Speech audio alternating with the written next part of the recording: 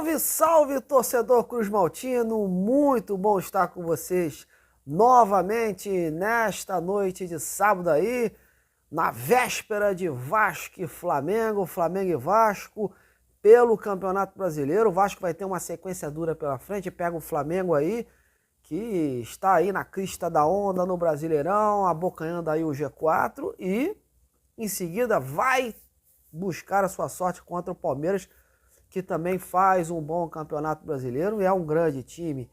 E a gente aqui nessas rapidinhas do dia aí, vai justamente destrinchar para vocês esses detalhes do clássico dos milhões entre Vasco e Flamengo neste domingo às 16 horas no Maracanã. Vou trazer para vocês principalmente as notícias do Vasco de um técnico misterioso, né? O Álvaro Pacheco vem fazendo muito mistério. A gente vai falar rapidinho aí para você desses detalhes. Mas antes, ó, não esqueça, hein?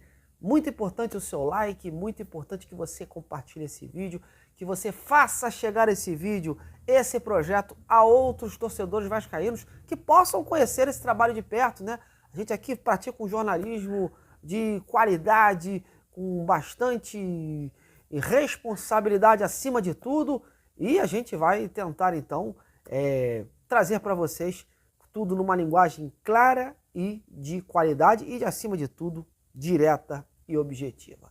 Então vamos falar, então, agora de Vasco e Flamengo, do técnico Álvaro Pacheco, que vem fazendo um mistério, né? Ele chegou há pouco tempo, mas teve tempo suficiente aí para conhecer melhor o elenco, fazer muitos testes, muitas variações táticas. Ele é um técnico que vem fazendo, que é conhecido por isso, né?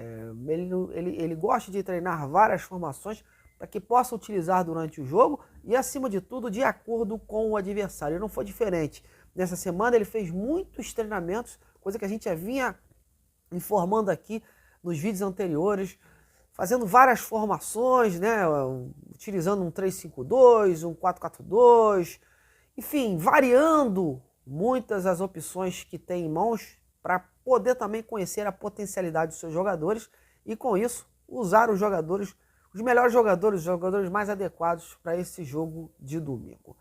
E eu acredito, né, apesar de todo o mistério que envolve a escalação do Vasco, que o Álvaro Pacheco vai aí com 3-5-2. Desde o início eu apostava isso, porque é uma formação que ele utilizava muito no Vitória de Guimarães e que acabou correspondendo na maioria das vezes lá em Portugal.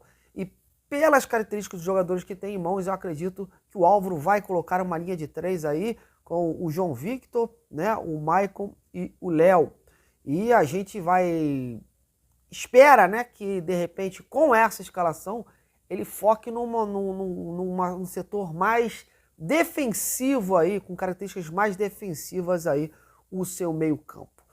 Uma notícia, inclusive foi trazida pelo jornalista Vene Casagrande, que pegou todo mundo de surpresa, é a barração entre os relacionados do David, né? É um jogador que vinha atuando, né, com o Rafael Paiva, com uma frequência no time titular, inclusive participando de gols aí, de jogadas que originando aí os gols do Vasco. Foi assim contra o Fortaleza. O jogador sequer foi relacionado para esta partida de amanhã. E não foi por problema médico, foi por opção técnica, opção do próprio Álvaro Pacheco. Ainda não se sabe os motivos. Um jogador, sim, está fora por causa de lesões, né, de um desconforto, né, melhor dizendo, é o Adson, né, o jogador que vai ficar fora desse jogo. O Álvaro Pacheco gostaria até de aproveitar o jogador, mas infelizmente ele sentiu um desconforto e não vai poder ser relacionado para esta partida. Mas essa situação do David aí realmente gerou uma certa surpresa e fica aí a dúvida de como o Álvaro vai formar essa equipe para domingo. É muito até difícil da gente passar aqui para vocês, torcedor, uma escalação definida, porque o que tudo indica, ele vai definir esse time mais ou menos na pré-eleição, né, que promete ser uma grande pré-eleição aí para esta partida aí. E aí a gente vai saber realmente os 11 convocados para o time titular. Difícil a gente cravar aqui, mas pelo que se comenta em São Januário, né? Acredito que o Puma Rodrigues possa receber uma chance aí no lugar do Paulo Henrique. Esse esquema de 3 zagueiros aí, como eu já falei, com o João Victor, o Michael e o Léo, seguir com esses jogadores, e aí o Lucas Piton na esquerda. Acredito que o Esforça tem tudo aí, de repente, para conseguir a titularidade na volância, né? O Paê também, óbvio, vai seguir mantido no time. E aí fica as dúvidas, né? Quais os outros jogadores? Ele tem o Galdames aí para preencher o meio-campo, tem o Matheus Cocão, tem o próprio Hugo Moura. Enfim, acredito que ele vai aí também com jogadores com características mais defensivas e possa aí liberar o ataque com o Verratti e mais um jogador de velocidade. Inclusive, se cogitou nas últimas horas que o garoto Ryan, possa receber aí uma oportunidade ao lado do Verratti, no sentido de ser um jogador mais rápido, né? O próprio Álvaro vinha falando ontem que gostaria, nesse primeiro momento, de atuar ali com ponta de lança, um jogador mais de lado com o Verratti. Então ele tem chance aí de ser escalado, o Rossi também correndo por fora, enfim. É um grande ponto de interrogação, né, galera? Porque o Vasco ainda não divulgou a lista de relacionados.